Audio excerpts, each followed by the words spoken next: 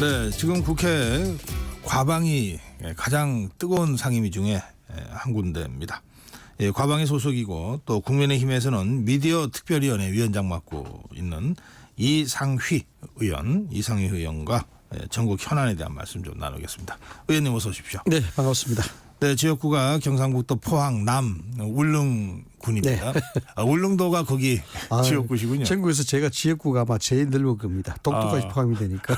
그렇군요. 예.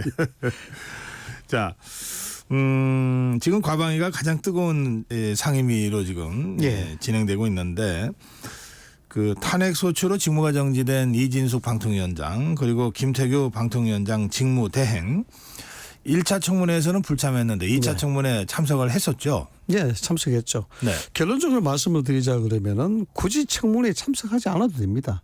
왜냐하면 이진숙 위원장 같은 경우에 지금 탄핵 소추가 발의가 되어 있기 때문에 직무가 정지되어 있거든요. 그래서 참석하지 않아도 될 만한 사유가 있습니다. 그럼에도 불구하고 출석을 했죠. 네. 그 출석한 이유는 간단합니다. 민주당 쪽에서 소위 말하자 그러면은 보수 심리라든가 조직 심리를 악용하는 거죠. 뭐냐면 끊임없이 방통위 직원들을 탄핵이다, 현장 검증이다, 뭐 등등으로 인해서 이준수 위원장이 나오지 못하게끔 안 나오게끔 할 수 안 나오지 나오지 않으면 안 될 수밖에 없는 그런 분위기가 조성이 되는 겁니다. 그래서 이준수 위원장의 개인적인 심경 뭐 저는 잘 모르겠습니다만은 그래도 조직의 보수 아니겠습니까? 뭐 직무가 정지돼 있다더라도 그런 방통위 직원들이 그렇게 고초를 당하고 상당히 피로감에 시달리고 과로에 시달리고 이런 상황에서 또 청문회를 개최하게 되면은 이준수 위원장도 없고 김태규 위원장도 없고 부위원장도 없으면은 결국 직원들만 괴롭힘을 당할 수밖에 없지 않습니까? 그러니까 그럼에도 불구하고 나가야 되겠다. 이렇게 생각하는 것 같아요. 이미 언론에 보도가 됐습니다만은 3일간 뭐 그동안 볼 수 없었던 인사청문회였는데 실질적으로 보면요 7일간 지금 청문회 하는 겁니다. 3일간 청문회 끝내고 현장 검증 조사 하루 하고 또 청문회 1, 2차까지 하고 이번 21일 날 또 청문회 또 잡혀 있습니다.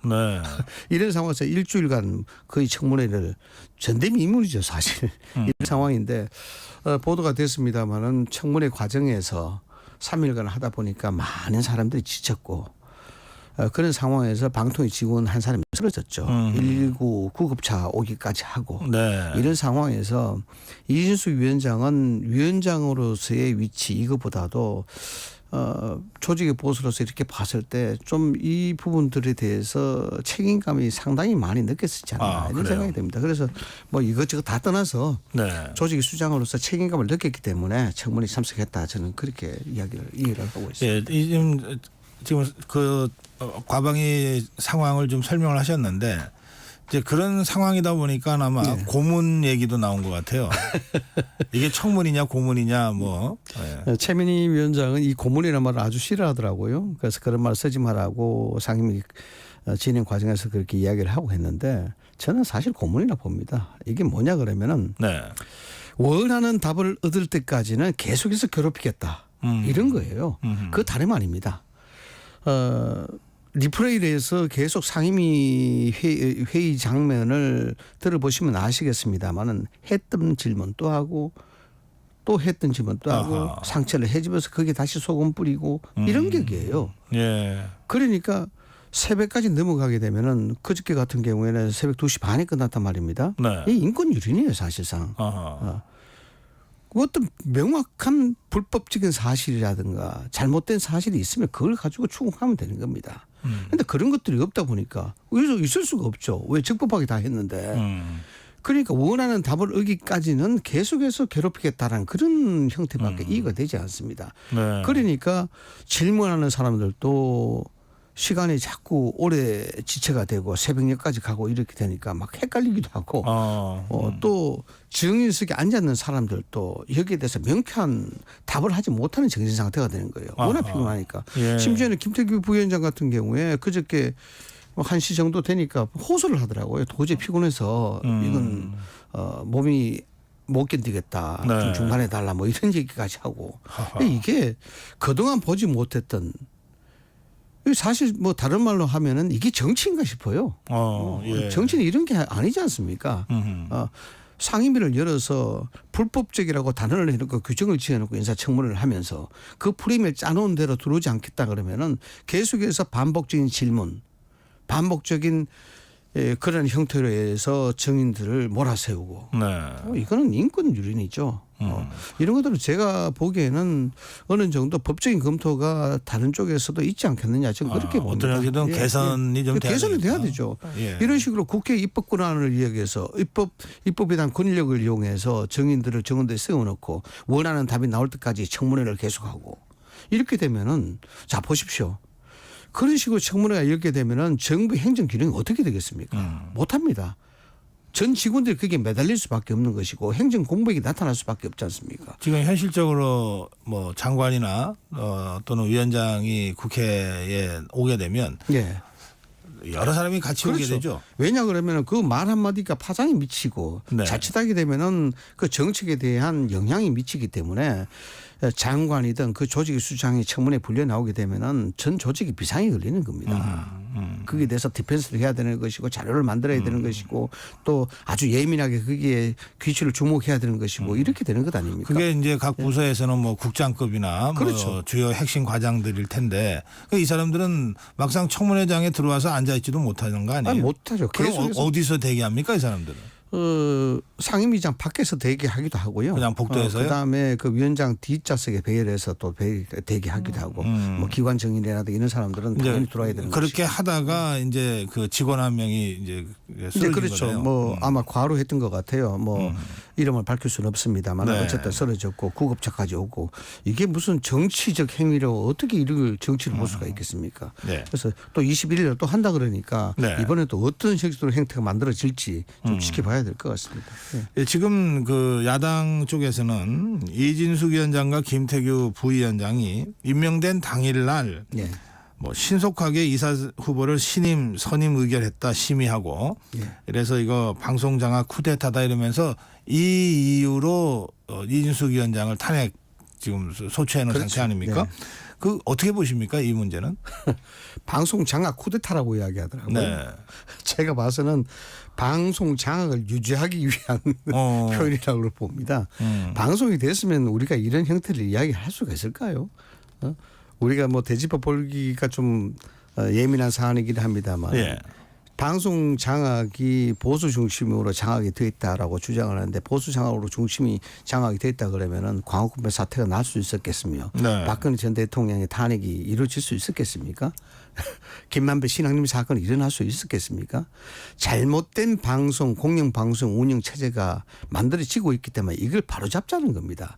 그것도 새로운 질서를 가지고 이야기하는 것이 아니고 기존의 법대로 하자는 겁니다. 네. 그 기존의 법대로 문재인 정권도 했고 노무현 정권도 다 했습니다. 그런데 지금 와서 그런 장악된 질서가 깨지게 생겼고 빼앗기게 생겼으니까 네. 이걸 다시 유지시키기 위한 일종의 그런 행동들입니다. 그래서 정치 레토릭으로 해석을 할 수가 있겠습니다만 방송 장악 쿠데타라고 이야기하더라고요. 우리 뭐 애국께서도 잘 아시겠습니다만 민주사회에서 쿠데타라는 말은 얼마나 예민한 말입니까? 네.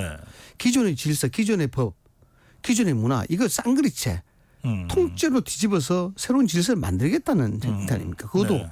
어떤 수단으로 폭력적 수단으로. 네. 불법적인 예. 폭력 수단으로. 폭력 수단으로 쿠데타를 일으킨다는 건데 네. 이게 말이 안 되는 얘기죠. 그래서 뭐 원론적인 얘기 같습니다만 이런 것들이 지금 현재 우리가 불법적으로 하고 있다. 이게 지금 불법적으로 가능하겠습니까? 예. 그 의원께서 이 인사청문회를 자세히 분석한 내용을 근거로 이렇게 주장하셨어요. 이진숙 인사청문회는 최민희 원맨쇼다. 예, 표현이 뭐 좀 그렇게 됐는데 네. 그게 근거가 있는 얘기입니다. 예. 3일 동안 청문회가 정말 뭐 사상 처음으로 그렇게 했었고 그 시간을 총 분석을 하니까 한 33시간 정도, 네. 33시간 정도 이제 발언들을 했었는데 우리 상임위가 20명 정도 됩니다. 예, 20명 정도 되는데 시간을 다 분배를 하고 여기에 대해서 나오는 것들을 발언들을 다 분석을 해봤죠. 네. 여기에 3시간 33분을 최민희 위원장이 이야기한 거예요. 아, 그래요? 전체 10%입니다. 어허. 그러니까 물론 의사 진행을 원활하게 위해서 위원장이 개입을 하고 뭐 공정한 시각으로 운영을 하기 위한 그런 발언들도 있겠죠. 그러나 대부분 발언이 끼어들기였고 팩트 체크란 명분으로 들어온 거예요. 그래서 본인이 또 얘기하고 그래서 제가 운명쇼다라는 이야기한 겁니다. 그 상임위 위원들은 말이에요. 위원장은 국회의원들 그 상임위원들이 이야기할 수 있는 기회를 공평하게 제공하고 또 거기에서 객관적인 형태가 될 수 있도록 그것을 조절하는 역할입니다. 네. 다시 말씀을 드리자면은 저도 17만 명의 대표하는 유권자의 대표고 네. 거기 상임위원들도 각자가 지역을 대표하는 국회의원들입니다. 네. 여기에 대해서 물리적이라든가 또는 강압적이라든가 또는 어떤 수단을 활용을 해서 위원들의 발언을 막는다는 것은 유권자들은 무시하는 거고 나가서 국민 무시하는 겁니다. 네. 그래서 10%를 회의를 원활하게 조정해야 될 조정자의 역할을 위원장이 그건 권력이 아니지 않습니까? 권력이 아닌데 조정자의 역할인데도 불구하고 전체 시간의 10%를 할애해야 한다는 게 그게 도대체 정상적으로 보십니까? 정상이 아니라는 그래서 이런 예. 발언까지 나왔군요. 예. 예. 자, 그런가 하면 이런 얘기도 있습니다. 저희가 지난 화요일 최민희 과방위원장과 인터뷰를 했는데 이렇게 설명하더라고요. 과방위에 이제 과학 파트가 있고 방송통신 파트가 있는데 예. 법안 1, 2소위 중에 1소위는 미래 먹거리인 과학기술 담당 소위인데 이거는 국민의힘 쪽에서 예. 맡고 있다. 소위 위원장을. 그런데 소위를 열어서 AI 법 같은 거를 심시하라고 얘기를 했는데 아직도 열지 않고 있다. 그래서 과방위가 과학기술 쪽은 지금 회의가 잘 안 되고 있다. 네. 이런 취지로 주장을 했어요. 솔직히 말씀을 드리자면요. 네. 저는 과방위 속에 소위가 있는지도 잘 모르겠어요. 1소위는 국민의힘 쪽에서 맡고 있고 2소위는 김민호 의원이 맡고 있습니다. 그런데 네. 둘 다 이제 한 번도 열리지 않았죠. 아, 그래요? 네, 한 번도 열리지 않았죠. 이게 왜 열리지 않았겠습니까? 열릴 수 있는 시간적 여유도 없었고 아하, 예. 그걸 생각할 수 있는 텀도 주지 않았어요. 국회 개원한 지 2달이 지났습니다만 과방위는 오로지 방송에 대한 장악이냐 장악 아니냐에 대한 겁니다. 방송법을 개정하느냐 통과시키느냐 안 하느냐 이런 문제. 그러니까 정쟁을 유발할 수 있는 법안 아닙니까 이게. 네. 민생법 아니지 않습니까? 이게 무슨 묻고 사는 법하고 관계가 있겠습니까? 아무 관계 없습니다. 이런 것들을 오로지 MBC를 지키기 위한 특정 공영방송을 지키기 위한 지금의 기세를 유지시키기 위한 그런 편법으로 계속해서 지금 과방위를 그렇게 운영해 왔어요. 네. 그러니까 과학은 없죠 대한민국에. 방송만 있죠. 예. 더 적나라하게 이야기하면 방송 장악을 하기 위한 정치적 수단만 제공되는 것이 과방위입니다. 예. 그런데 위원장께서 여기 나와서 방송을 그렇게 하셨는지 모르겠습니다만은 당연하죠. 우리조차도 이게 1소위가 2소위가 있는지도 모르겠고. 아하, 그래서 저는 그렇군요, 개인적으로 상황이. 과학기술은 따로 떼내야 된다고 봅니다. 아, 예. 이게 뭐 웃기는 얘기입니다만 과학기술은 이과 쪽이고 방송 쪽은 문과 쪽인데 아, 그렇지. 물론 예, 문과 예. 쪽이 인문학적 상상력으로 과학기술을 토대를 만들 수는 있겠습니다만 이걸 이과와 이 문과가 같이 붙어 놓으니까 답이 없는 겁니다. 아하, 예. 그래서 이걸 어떻게 해서 과학기술 방송 위원으로 명명이 되는지 모르겠습니다만 저는 뭐 건설적으로 보자 그러면 따로 떼내서 그렇죠. 하는 따로 것이 떼자. 이게 예. 맞다고 봅니다. 알겠습니다. 이게 보통 그 국회 개원하고 나서 16차례 전체 회의가 열린 것으로 예. 과방위가. 그 사실 그러면 일 열심히 하고 일 잘하는 상임위로 평가를 받아야 되는데 가장 정쟁이 심한 상임위로 지금 국민들이 보고 있는 듯해서 네. 조금 안타까운 마음이 있습니다. 자, 그건 그렇고요. 법사위에서는 검사 탄핵 청문이 있었습니다. 그런데 네. 이 청문 자리에서 더불어민주당의 전현희 의원이 이제 여야 간 뭐 서로 언성을 높이면서 공방을 하는 그럴 수는 과정에서 있죠. 네. 김건희가 살인자다. 예, 김건희 윤석열이 죽였다. 이렇게 발언을 했습니다. 참네. 그 얘기 듣고 지금 제 귀를 의심했습니다. 이게 표현이 어떻게 될지 모르겠습니다만은 그런 식으로 극단적 표현을 한다는 그 자체도 정치가 아니고요. 그렇게 보자 그러면은 네. 이재명 대표를 둘러싼 수많은 죽음들을 어떻게 설명하시겠습니까? 만약에 이재명 대표 보고 살인자다. 그것도 공당에 그것도 국회에서 공식적인 자리에서 이야기한다 그러면 민주당 어떻게 나왔겠습니까? 이게 똑긴 객긴이라는 그런 얘기. 뭐 이걸 유사성을 가지고 이야기할 수는 없습니다만은 네. 그런 식으로 정치를 풀어서는 안 되는 겁니다. 그리고 전현희 의원은 권익위의 수장을 맡았던 조직의 수장이었습니다. 그랬죠. 여기에 대해서 일말의 책임이 없다는 것도 이 배제할 수 없는 얘기 아니겠습니까? 더군다나 문재인 말기부터 윤석열 정부 초기까지 끝까지 사퇴하지 않고 버티지 않습니까? 그러다가 감사원 감사까지 받았고 만성지각에 대한 힘도 받았고 그런 상황에서 권익위 내부에서 전현희 전 위원장 전 의원의 그 전현희 의원의 여러 가지 사안에 대해서 제보가 물밀듯이 밀려왔고 오히려 지난 8월 1일 안에는 권익위 수사해야 된다고 특검 법안 발의까지 해놨습니까? 특검 법안도 발의했어요. 네. 그럼 권익위를 누가 괴롭힌 겁니까? 그런데 갑자기 자기의 어떤 정치적인 부분에 그걸 보완하기 위해서 이렇게 극단적인 표현을 했다고 표현하는데 이게 말이 되지 않습니까? 대통령 내외에 대한 인격적 살인, 인격적 모독, 명예훼손 이런 것도 문제지만은 같은 입법을 하는 국회의원으로서 그런 분들의 발언을 네. 보고 참 자괴감 느꼈습니다. 굳이 저런 표현을 써야 될까? 어쨌든 생각이 다르고 가치가 다르고 철학이 다르다 하지만은 그래도 대한민국의 행정부 수장이고 대한민국의 대표인 대통령 내외를 네. 어떻게 살인자라고 그렇게 그거를 해대며 그걸 정치적 행위라고 정당성 부여할 수 있는지 나는 이 자체가 사실상 입에 올리기도 힘든 그런 얘기다 이렇게 생각이 듭니다. 지금 국민의힘에서는 의원직 제명을 추진하고 있습니까? 예. 물론 여기에 대해서 숫자적 불리함은 있겠죠. 네. 당연히 국회의원 자격으로서 상실되는 것 아니겠습니까? 이게 어떤 국익에 도움이 되겠습니까? 그리고 뭐 언론을 보도 통해서도 많이 나왔습니다만은 지금 최고위원 출마했지 않습니까? 전현희 의원. 네. 여기에 대해서 상당히 불리한 형국이다. 그래서 이걸 뒤집기 위해서 이런 발언을 했다. 이런 얘기들도 많습니다. 극단적인 발언을 하고 그걸 통해서 주목을 받고 그걸 통해서 소위 이야기하는 개딸들의 지지를 받고 이런 어떤 프레임 형태로 가는 것 아니겠습니까? 그걸 위해서 예. 대통령 내외를 살인자로 표현한다는 게 이게 정치적 행위라고 보십니까? 뭐 이게 도대체 이야기가 되겠습니까? 예, 그러면 이번 국민의힘에서 의원직 제명 추진은 그냥 엄포가 아니다. 최대한 노력을 해야 되겠죠. 관철시킬 수 있도록. 알겠습니다.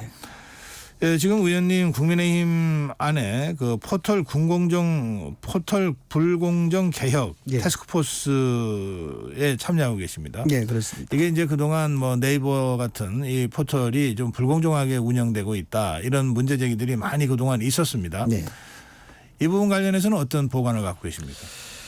네이버라든가 다음이라든가 포털 저는 이렇게 생각합니다. 결론적으로 말씀을 드리자 그러면 네이버나 포털은 민간의 영역이 아니고 또 공적 영역도 아니고 그 경계 영역이 있다 이렇게 예. 봅니다. 왜냐하면은 우리가 공공재라 이야기할 수 있는 뉴스를 가지고 부를 축적하고 상업적 행위를 하고 있습니다. 그렇죠. 이 부분에 대한 사회적 책임은 이미 오래전부터 이야기가 되었어야 되는 문제입니다. 사실상의 안 되는 거죠. 편집권을 행사하고 있다. 그렇죠. 예. 그 포털에 대한 뉴스의 배치, 이 뉴스에 대한 관심 이런 것들을 소위 이야기해서 뉴스 제휴평가위원회를 통해서 CP사를 제정해서 그걸 통해서 뉴스를 배치하고 그렇게 하는 거 아니겠습니까? 이런 것들을 어느 사람이 어떤 형태로 그 대표성을 가진다고 보십니까? 더군다나 뉴스를. 네.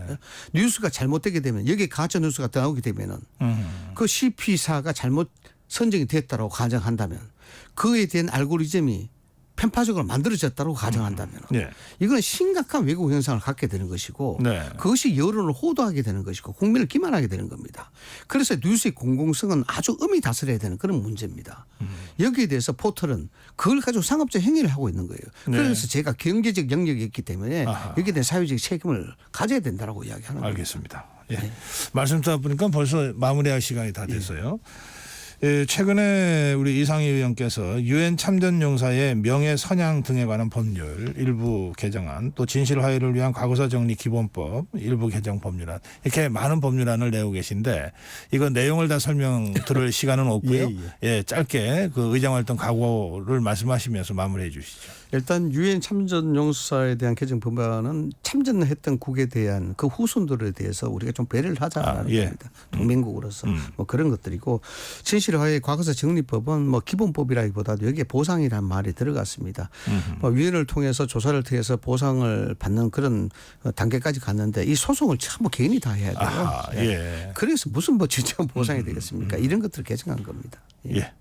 예, 앞으로도 이상희 의원의 이 의정활동, 입법활동 계속 지켜보고 있겠습니다. 고맙습니다. 네, 감사합니다. 네, 국민의힘 이상휘 의원이었습니다.